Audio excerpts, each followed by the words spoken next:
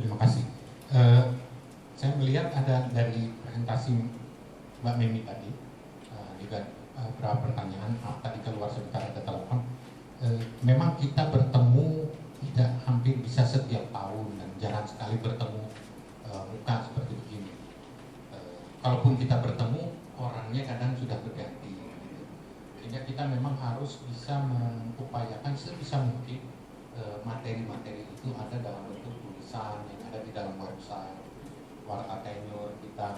Kalau kita lihat memang cukup banyak sih, tapi banyak hal yang mungkin wadah komunikasi tukar menukar kita di antara ini di situ tempatnya. Jadi berapa kali saya memang mengingatkan website kita harus kuat, harus bisa nampung bahan-bahan bagus tuh, ada film tentang pendek tentang pelatihan ya, tempat dibuat bergas sempat hilang, tapi itu penting itu karena kita bercerita kepada orang dan orang bertanya itu lebih mudah kita kirimkan ini linknya.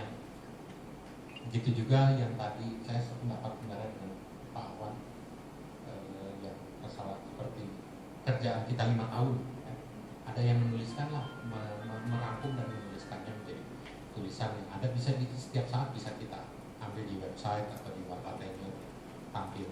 Bisalah kita minta, gak usah nunggu ini Pak, gak usah nunggu Gitja aja. Kita banyaklah penulis-penulis, banyak teman-teman akademisi ya. Atau kita tolong untuk membuatkan itu, mensintesis dan menuliskan. Itu saya pikir penting. Dan yang kedua adalah tantangan tentang masalah tenur ke depan. Kelihatan masalah tenur ini nggak pernah surut, nggak pernah menjadi lebih mudah, akan timbul menjadi lebih sulit dengan banyaknya kepentingan-kepentingan. Kita tahu beberapa tahun ini banyak sekali undang-undang yang berkaitan dengan tenur di kawasan kota. Ada undang-undang tata ruang 2007, di situ memberikan kawasan yang tegas pada kawasan perdesaan. PP-nya belum pernah dibikin. Ya. Sekarang setiap tata ruang pasti bentroknya antara kawasan hutan dengan perdesaan.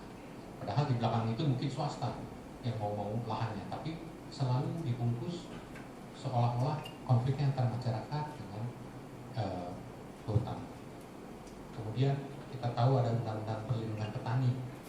Di situ juga ada jaminan-jaminan kepada petani akan lahan. Undang-undang perlindungan pertanian abadi, ada yang begitu, yang sawah berkelanjutan itu juga banyak sekali kita tahu di dalam kawasan kita, kawasan hutan banyak sawah juga di dalamnya, perlu mendapatkan tantangan.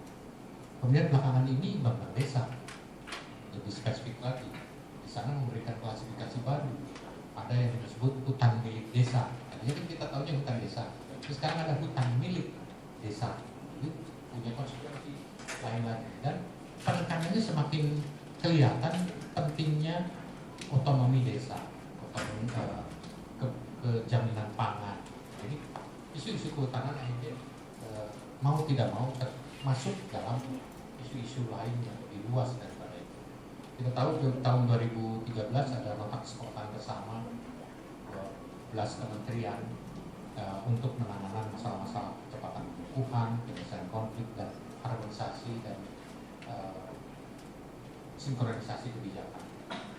Ini sudah berubah kemarin tanggal 19 Maret menjadi Gerakan Nasional Penyelamatan Sumber Daya Alam, di mana hutan, isu hutan menjadi sentral di sana. Ini akan terus menjadi PR kita bersama. Saya berpikir apa yang kita gagas di tahun 2001 dengan jumlah yang terbatas saat itu, pengetahuan kita yang terbatas harus terus berkembang, dan mudah-mudahan kita bisa mengembangkan terus pengetahuan kita.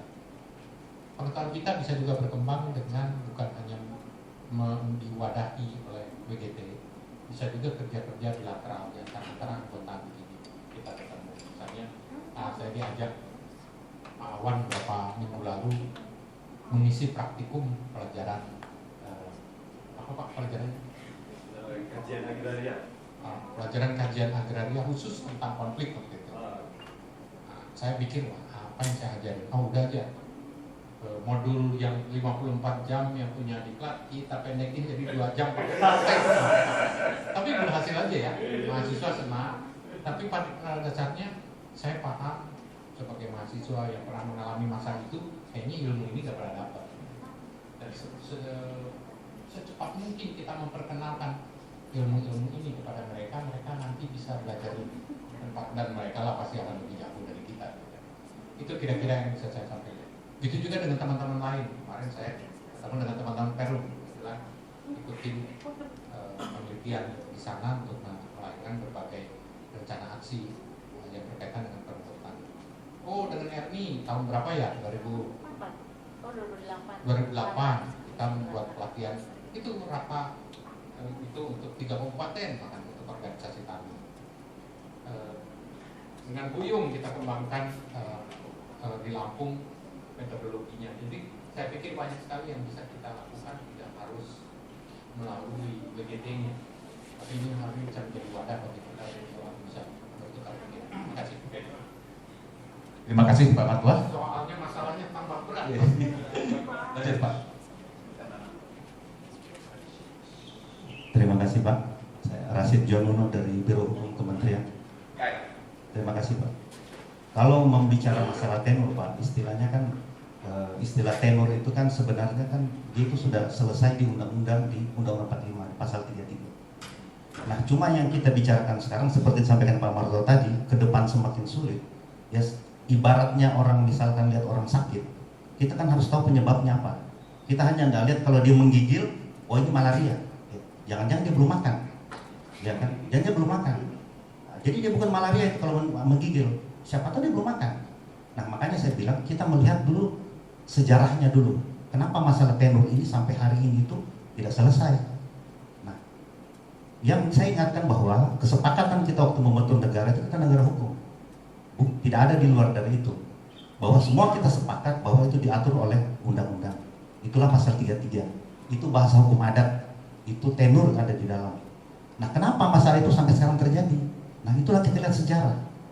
Undang-undang pokok agraria itu kalau walaupun tidak sempurna Pak, undang-undang itu dibuat dalam masa sosialis. Makanya kita lihat sampai ruang angkasa diatur di dalam. Nah, di mana rusaknya dia? Pada saat undang-undang penanaman modal tahun 67 muncul, ya, di situ kan kita mau cari modal. Dan kalau bapak-bapak tahu, semua undang-undang organik kita, kehutanan, pertambangan, itu lahir di bawah undang-undang 167. Memang orang kejar modal di sana. Jadi pasal 33, 60 itu kita lupa di sana. Kita bermain itu di bawah undang-undang 167. Nah, itulah makanya kalau kita di 41 apa yang kita lihat, yang seperti disampaikan tadi, tata ruang, ada pengusaha di belakang. Ya itu memang ada kaitannya, tidak diselesaikan secara tuntas di sana. Makanya kita berlari ke potongan-potongan cerita ini semuanya. Nah, itulah saya bilang mungkin kita akan mengkaji ke sana bahwa pasal 33 itu adalah bahasa hukum adat. Itu bahasa tenurial itu. Itu bahasanya Bung Hatta itu pasal 33 itu. Di 60 juga ada. Nah, itulah saya bilang potongannya dia adalah waktu kita mencari modal atau 67. Undang-Undang 41, pertambangan, perikanan, perairan semua lahir di bawah 167. Nah, itulah roh filosofi dari kerakyatan itu hilang di sana. Makanya kalau kita baca Undang-Undang 167, di sana nggak ada baca bicara rakyat memang, karena memang kita investasi. Kalau kita baca PP 21 tentang pengusahaan hutan di pasal berapa saya lupa, itu ada satu pasal. Jika ada kegiatan pengusahaan hutan di sini, seluruh hak masyarakat umum adat ditiadakan. Karena memang kita akan mengejar, ada di PP 21 Pak, tahun 70 itu. Nah, makanya pada saat kita menyusun Undang-Undang 41, itu kita sadari, makanya ada koperasi masuk. Nah, ada satu yang mungkin kita lupa di sana Pak.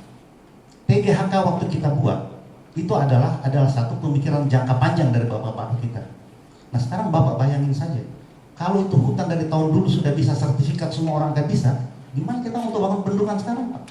Sekarang kan ambil dari hutan. Bendungan yang dimana itu kan tanah-tanah hutan. Itulah sebetulnya saving hutan di TGHK. Cuma TGHK itu kan tidak berhenti di sana Pak. Sesudah TGHK itu harus dilaksanakan dengan pengukuhan. Nah, di pengukuhan itulah ada yang namanya hak tenur itu kita perhatikan. Ada tata batas, ada apa. Cuman kan di situ kan kita ada slot yang kita lupa Pak. Sesudah TGHK itu kita lupa mengukuhkan hutan. Kita kerja HPH, kebun pertambangan, yang sebenarnya itu bukan tugas dari kehutanan. Tuhan kehutanan itu adalah menata hutan. Ya, nah disitulah ada potongan. Nah, itulah yang disadari di waktu penyusunan Undang-Undang 41. Makanya di situ waktu di 41 itu ada satu pasal yang dibatalkan oleh Mahkamah Konstitusi tentang penunjukan. Karena pada saat kita sadar kita belum menata hutan semua. Makanya di situ ada dititip hutan itu dan atau. Tapi jangan lupa pasal 15 itu juga kita ngunci, harus ada kewajiban kita menata hutan. Nah, dalam penataan hutan itu, disitulah yang tadi Bapak katakan tadi, itu hak masyarakat yang kita lihat. Karena memang TGHK itu memang pemikiran jangka panjang dulu, ya harus kita kuasai dulu. Kalau 1 hektar, 2 hektar, ya kapan kita punya ini? Nah, itulah strategi bukan penguasaan, Pak. Strategi daripada pemikiran bapak kita zaman dulu. Tetapi ada penataan yang mungkin kita lalai di sana, Pak. Tetapi dalam perjalanan ya Pak, ini mungkin ya dalam perjalanannya soal masalah tenor ini Pak, sebenarnya Undang-Undang 26 tata ruang itu Pak, itu mencoba menjembatani. Makanya ada salah satu pasal di Undang-Undang 26 itu menyatakan bahwa undang-undang ini yang menyelesaikan dalam hal konflik pertanahan. Makanya dalam review tata ruang itu, kehutanan di situ menyerahkan kepada daerah, Bapeda, untuk menginventarisasi di mana ada kampung, di mana ada kebun masyarakat. Cuma celakanya waktu kita serahkan sana, mereka tidak bekerja Pak. Mereka lapor kami 100%, 200%. Padahal kami itu sudah menyerahkan semuanya. Sudah menyerahkan. Itu oleh Bapeda provinsi dan Bapeda daerah. Kami minta apa ya? Dikasih kok semuanya. Contoh seperti di Dompu Pak, cagar alam. Di dalam itu ada SD, ada orang. Kita lepas kok. Di Pohuwato, hutan lindung. Pada saat itu kami berdebat. Ini hutan lindung kalau diturunin grade-nya harus HPT, tetapi karena melihat kota ini pemekaran dan besar, kita turun sampai konversinya Pak, karena ada usulan dari daerah. Nah itu satu, dan mungkin saya akan sedikit mengenai antropologi hukum tadi Pak. Sebenarnya yang Bapak sampaikan tadi Pak, pada tahun 71 itu sudah disadari Pak. Makanya dengan Impres 71 tentang penyusunan aturan, semua aturan dibuat oleh instansi itu harus membuat naskah akademis. Itulah yang Bapak sampaikan tadi, antropologi itu semua masuk di dalam. Tetapi dalam perjalanannya Pak, setelah muncul Undang-Undang 12 itu hilang. Yang tadinya BPHN, badan hukum ini, itu ditiadakan Pak, diberikan kepada struktur di sana Pak. Jadi inilah sebetulnya itu sudah diatur segala rupa semuanya di dalam. Jadi saya pikir ya kita mencarilah apa yang paling bagus dari sisi aturan. Dan kedua mungkin dari sisi akademisi, bahwa karena kita ini memang diketuai aturan, ya sebenarnya ya misalkan ada penyusunan sesuatu itu ya itulah memantau di situ apa adanya. Karena banyak hal-hal yang terlewati Pak, seperti Undang-Undang 18 tentang illegal logging. Itu kan isi DPR. Memang waktu itu banyak teman-teman dari lembaga swadaya dan Pak Marto juga sebenarnya sudah mengirim surat ke DPR waktu itu mengenai protes mereka itu soal adat itu Pak. Tetapi itu kan DPR, bukan departemen. Saya ingat sekali ada surat dan sudah mengingatkan waktu itu. Ya, saya kira untuk sementara itu terima kasih. Terima kasih Pak Rasid nih dari KMHK, jadi lengkap. Terus biasanya dari Jerman terus bisa berpartisipasi. Bapak Ibu sekalian, untuk sesi yang ini ada beberapa catatan tadi yang sudah direkam, dicatat oleh tim pelaksana harian, nanti akan didokumentasikan secara lengkap menjadi PR. Ada beberapa hal tadi tidak saya sebutkan satu persatu, namun nanti akan dirumuskan oleh tim pelaksana. Jadi kita berikan applause dulu untuk tim pelaksana. Jadi untuk sesi ini sementara kita akhiri dulu. Jadi ada beberapa PR tadi dan kita akan break dulu sekitar 15 menit untuk istirahat, kopi, ada yang sholat juga, dan nanti masuk kembali, kita masuk ke sesi berikutnya kan aset ya. Oke, kita istirahat dulu sekitar 15 menit.